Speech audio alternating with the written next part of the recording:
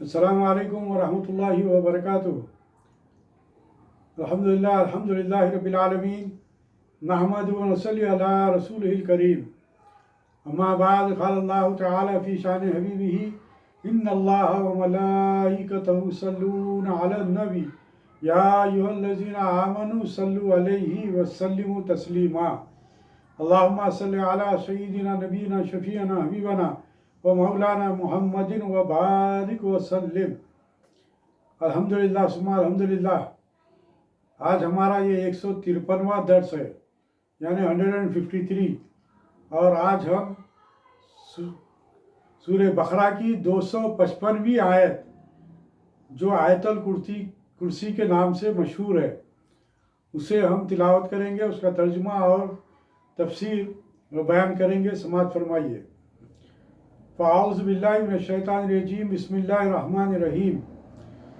اللہ لا الہ الا ہو الحی القیوم لا تأخذہ سنۃ ولا نوم لہ ما فی السماوات وما فی الارض من ذا الذی یشفع عندہ الا بإذنہ يعلم ما بين أيديهم وما خلفهم ولا يحيطون بشيء من علمه إلا بما شاء وسع كرسيه السماوات والأرض ولا يؤوده حفظهما وهو العلي العظيم۔ صدق اللہ العلی العظیم۔ آئیے اس کا ترجمہ سمجھ فرمائیے کہ اللہ جو زندہ جاوید ہے، جو کائنات کے نظم کو تھامے ہوئے ہے، اس کے سوا کوئی معبود نہیں، نہ اس کو اونگ آتی ہے اور نہ نیند۔ زمین اور آسمانوں میں جو کچھ ہے اسی کا ہے۔ کون ہے جو اس کے سامنے اس کی اجازت کے بغیر سفارش کرے؟ وہ اسے بھی جانتا ہے جو مخلوقات کے سامنے ہے، اور اسے بھی جو ان سے اوجھل ہے۔ بندے اس کے علم کا ذرا بھی احاطہ نہیں کر سکتے، سوائے ان باتوں کے علم کے جو خود اللہ تعالیٰ نے دینا چاہا۔ اس کے اقتدار کی کرسی آسمانوں اور زمین کو گھیرے ہوئے ہے۔ زمین و آسمان کی حفاظت اس پر گرا نہیں، اور وہ بلند و عظمت والا ہے۔ الحیو، زندہ، مراد ہے کہ اللہ تعالیٰ ازل سے ابد تک ہے، ازل سے ابد تک ہے۔ زندگی کی صفت اس کی ذاتی صفت ہے، نہ کبھی پہلے اس پر موت طاری ہوئی تھی اور نہ آئندہ کبھی ہوگی۔ القیوم یعنی تھامنے والا، ایسی ہستی جو نہ صرف اپنی ذات سے قائم ہے بلکہ دوسروں کے قیام اور بقا کا سبب بھی ہے، اور سب کو سنبھالے ہوئے ہے۔ کرسی، کرسی، اس سے یہ مراد نہ لینا چاہیے کہ نعوذ باللہ اللہ تعالیٰ کوئی جسم رکھتا ہے اور وہ کرسی نشین ہے۔ کرسی کے معنی علم کے کیے گئے ہیں، اور قدرت اور طاقت کے بھی ہیں، یعنی اللہ تعالیٰ کا علم اور قدرت ساری کائنات پر غالب ہے۔ یشفع عندہ، اس کے پاس سفارش کرے۔ شفاعت کے معنی سفارش کے ہیں، اور شافع سفارش، شافع سفارش کرنے والے کو کہتے ہیں۔ قرآن مجید میں کئی بار اس حقیقت کو دہرایا گیا ہے کہ اللہ تعالیٰ کے حضور کسی کو اس کی اجازت کے بغیر سفارش کی اجازت نہ ہوگی، یعنی کہ اس کی مرضی کے خلاف، یعنی کہ اس کے مرضی کے بغیر کوئی سفارش نہیں کر سکے گا، اور جو سفارش کرے گا وہ حق و صداقت کے خلاف نہ کرے گا۔ اس ایک جملے نے سابقہ امتوں کے غلط عقیدے کی تردید کر دی ہے۔ آیت الکرسی میں اللہ تعالیٰ کی وحدانیت، قدرت اور عظمت کا بیان ہے کہ اللہ تعالیٰ ہمیشہ سے موجود ہے اور ہمیشہ موجود رہے گا، اسے کبھی فنا نہیں، صرف وہی ہے جو عبادت کے لائق ہے۔ وہ ایسی صفتوں کا مالک ہے کہ اس کے علاوہ کسی کی تعریف مناسب نہیں۔ وہ کل مخلوقات کا پیدا کرنے والا، سب کا پالنے والا، تمام کی ضرورتوں کو پورا کرنے والا، اور ان تمام کاموں کے کرنے میں اس کا کوئی شریک نہیں۔ اسے کسی مدد کی ضرورت نہیں، وہ اکیلا ہی یہ سارے کام انجام دیتا ہے، اور وہ ان پر پوری طرح حاوی ہے۔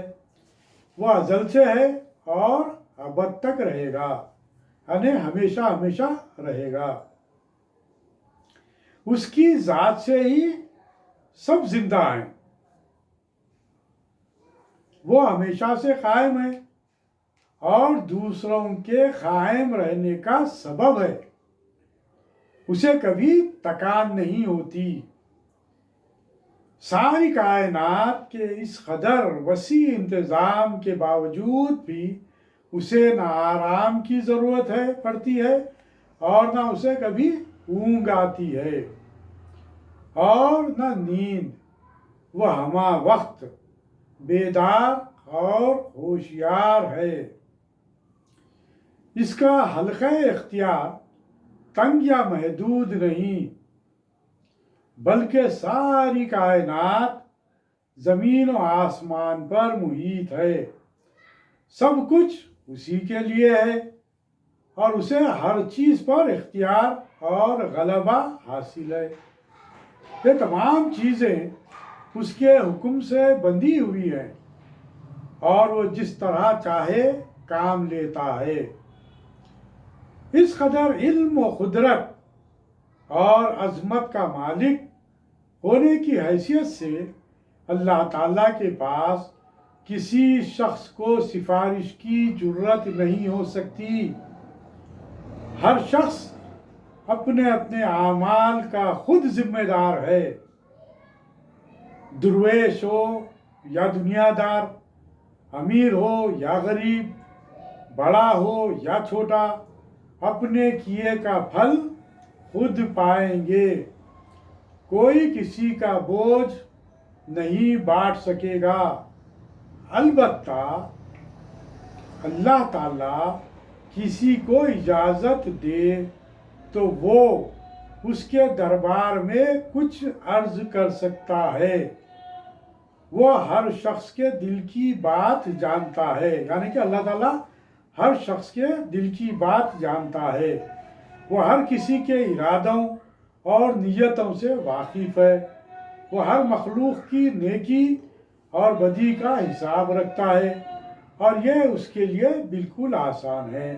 یہاں پر یہ بات بتلانے کی ایک وجہ یہ ہے کہ وہ ہر شخص کے دل کی باتیں جانتا ہے اور وہ ہر کسی کے ارادوں اور نیتوں سے واقف ہے۔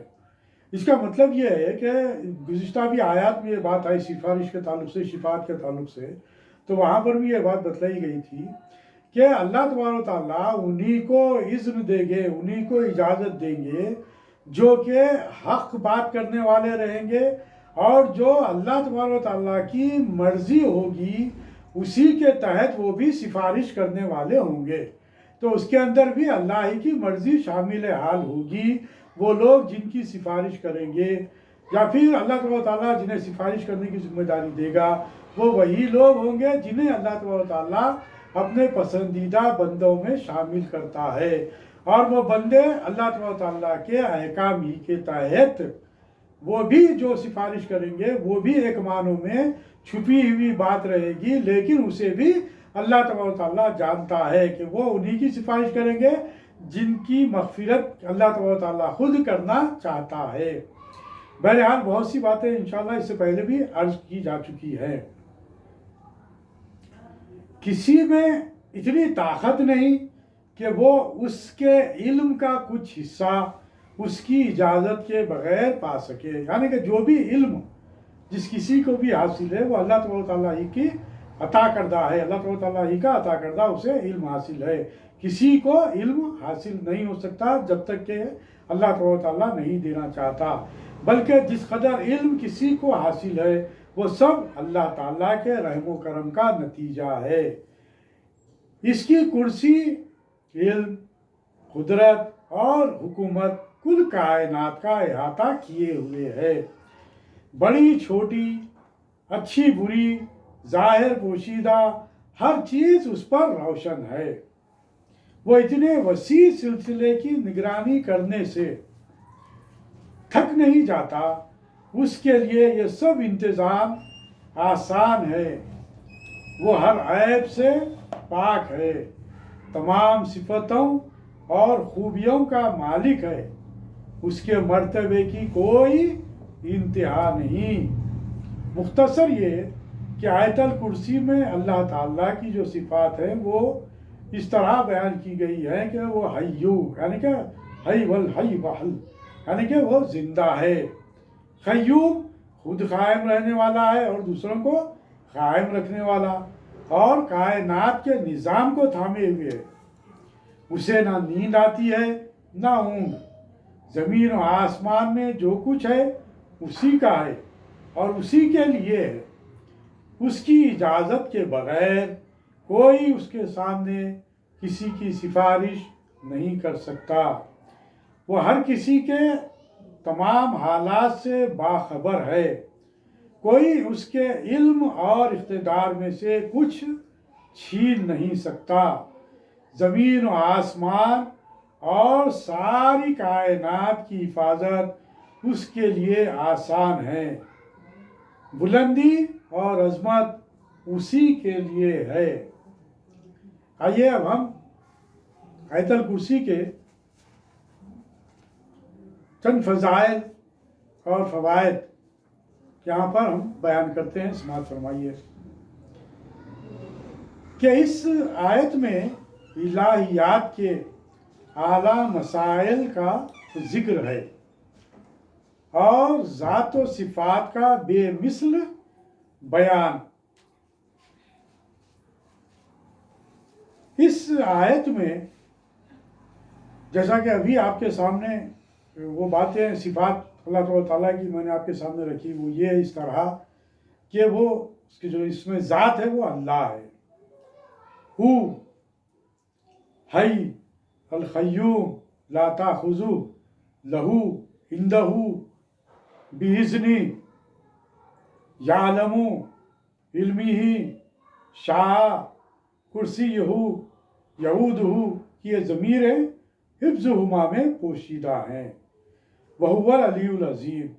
آیت الکرسی میں اسم اعظم بھی ہے اور وہ حی القیوم بھی ہے. یا لا الہ الا ہو. اولیاء اللہ اسی اسم سے تمام زمینوں پر نظر کیے ہوئے ہوتے ہیں کہ آن کی آن میں مشرق و مغرب طے کر لیتے ہیں.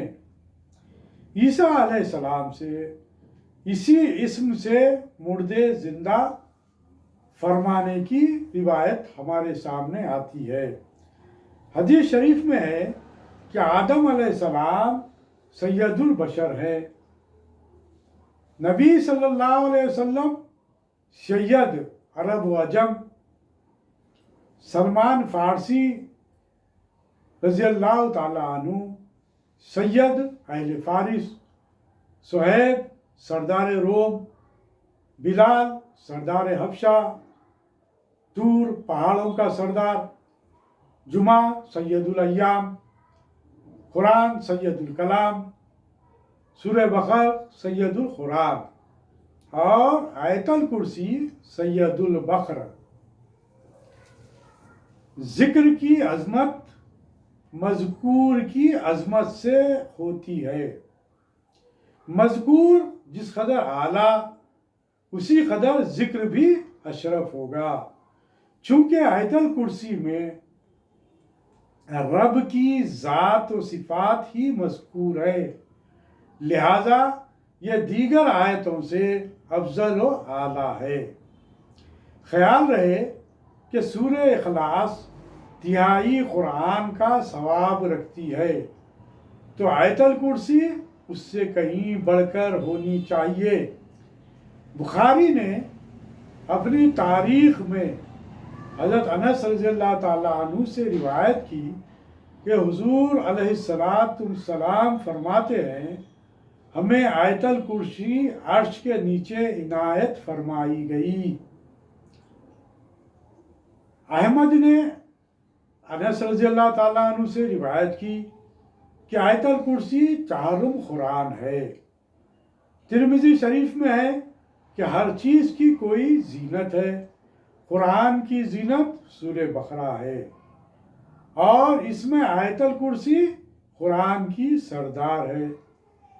حضرت علی رضی اللہ تعالیٰ عنہ سے روایت ہے کہ میں نے جنگ بدر کے دن حضور کریم صلی اللہ علیہ وسلم کو دیکھا کہ سجدے میں سر رکھے ہوئے یا حی یا قیوم پڑھ رہے ہیں۔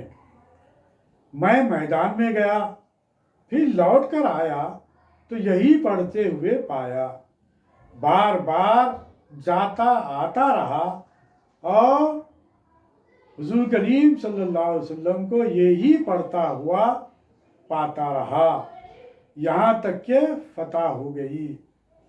آیت الکرسی پڑھنے والے پر ایک فرشتہ مقرر کیا جاتا ہے جو اس کی نیکیاں لکھتا اور گناہ مٹاتا رہتا ہے۔ دوسرے دن کی اسی ساعت تک یہی کرتا رہتا ہے۔ حضرت علی رضی اللہ تعالیٰ عنہ سے روایت ہے کہ جو کوئی ہر فرض نماز کے بعد آیت الکرسی پڑھ لیا کرے تو اس میں اور جنت میں صرف موت کی آڑ ہوگی کہ مرتے ہی وہ جنت میں داخل ہوگا، اور اس پر ہمیشگی کرنے والا صدیقین و عابدین کے زمرے میں شمار ہوگا، یعنی کہ یہ ہمیشہ اس عمل کو اگر جاری رکھے گا تو اس کا شمار صدیقین و عابدین میں ہوگا۔ جو کوئی سوتے وقت بستر پر لیٹ کر آیت الکرسی پڑھ لے تو اس کا اور اس کے پڑوسیوں کا گھر چوری، ڈکیتی اور آگ لگ جانے سے غرض ساری اچانک مصیبتوں سے صبح تک محفوظ رہے گا۔ جس گھر میں آیت الکرسی پڑھی جائے اس گھر سے شیطان 1 ماہ تک اور جادوگر 40 دن تک دور رہتے ہیں۔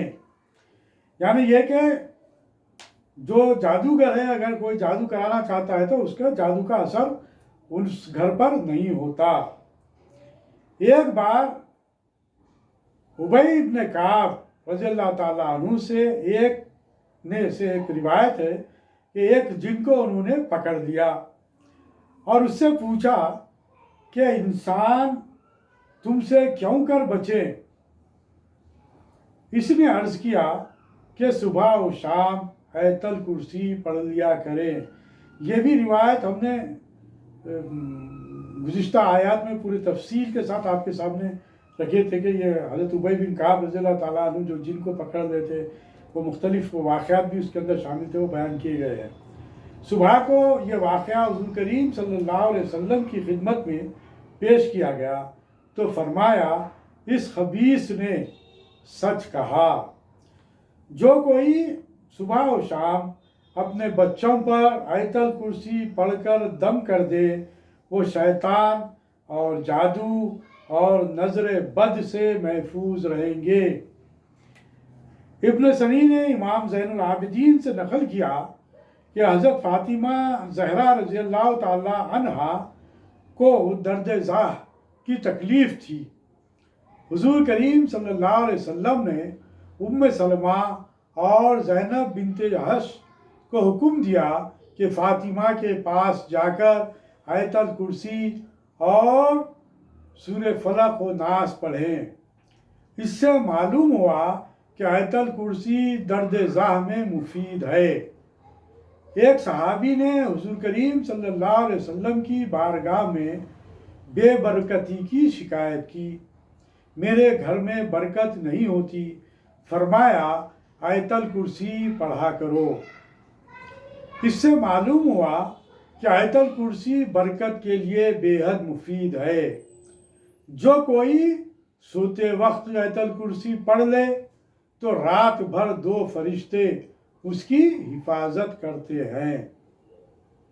جو کوئی سفر کے وقت اپنے گھر پر آیت الکرسی پڑھ کر دم کر جائے تو اس کا مال و اہل و عیال اس کی واپسی تک محفوظ رہیں گے۔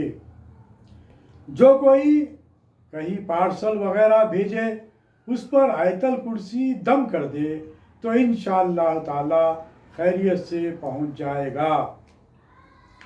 جو کوئی فجر اور مغرب کے بعد اول آخر 3 بار درود شریف اور درمیان میں 41 بار حی یا قیوم پڑھ لیا کرے تو انشاءاللہ تعالی اسے خاتمہ بالخیر نصیب ہوگا۔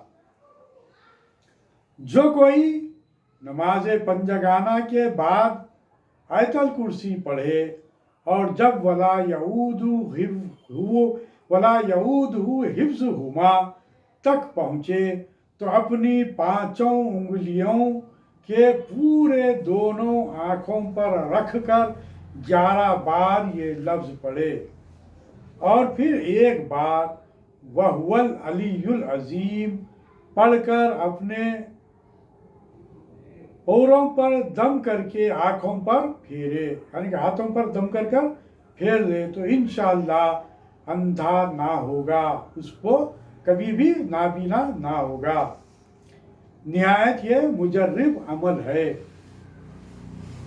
جو کوئی سفر میں یا حیون یا قیوم برحمتی کا استغیث پڑھتا رہے تو انشاءاللہ تعالی اس پر سفر آسان ہو جائے گا۔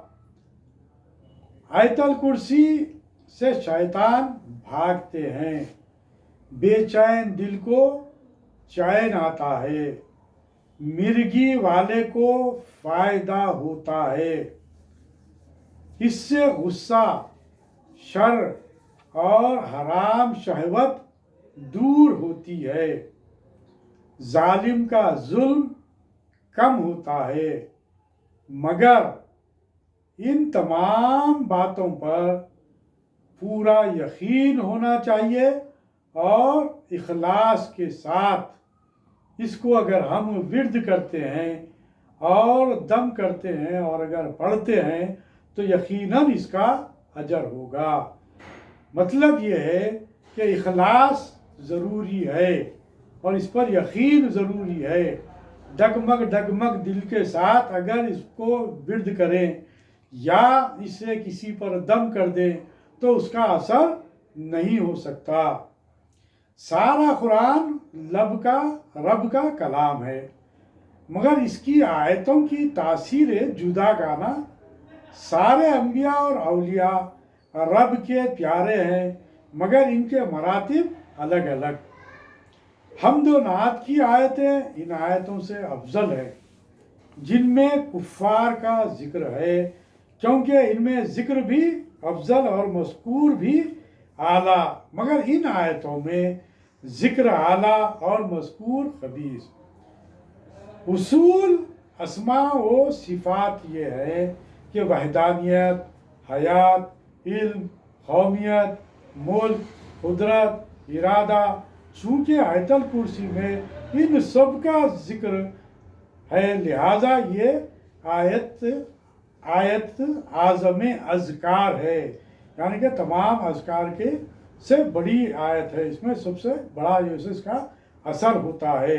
رب تعالیٰ بندوں کو عیوب، بے علمی، غفلت، اونگ نیند، عجز وغیرہ سے پاک ہے، لہذا جو کوئی بھی ان آیات کا اگر ورد پورے اخلاص کے ساتھ کرے گا تو اس کے اندر بھی جو خامیاں ہیں، جو خرابیاں ہیں، جو انسان کے جو صفتی جو خرابیاں، جو برائیاں ہیں، وہ برائیاں بھی ان سے دور ہو جائیں گے۔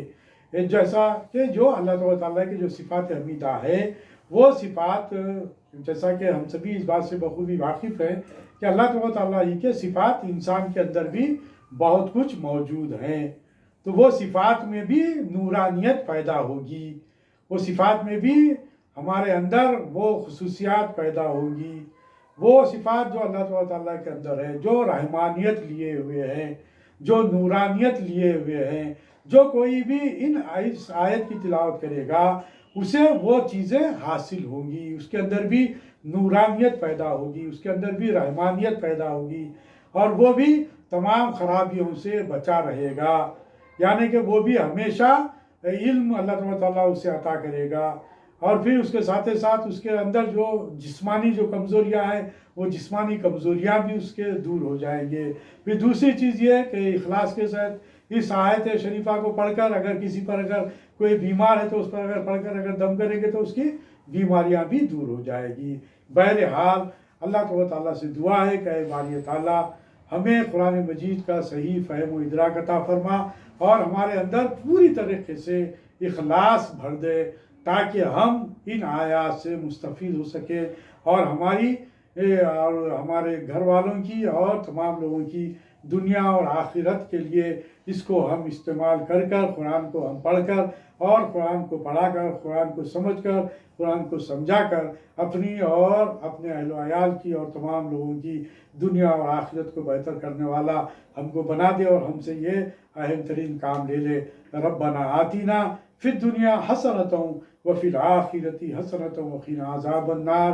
ربنا لا تؤاخذنا ان نسینا او اخطانا ربنا ولا تحمل علينا إصرا كما حملته على الذين من قبلنا ربنا ولا تحملنا ما لا طاقة لنا به واعف عنا واغفر لنا وارحمنا أنت مولانا فانصرنا على القوم الكافرين۔ سبحانك اللهم وبحمدك أشهد أن لا إله إلا أنت نستغفرك ونتوب إليك بفضل سبحان ربك رب العزة عما يصفون وسلام على المرسلين والحمد لله رب العالمين۔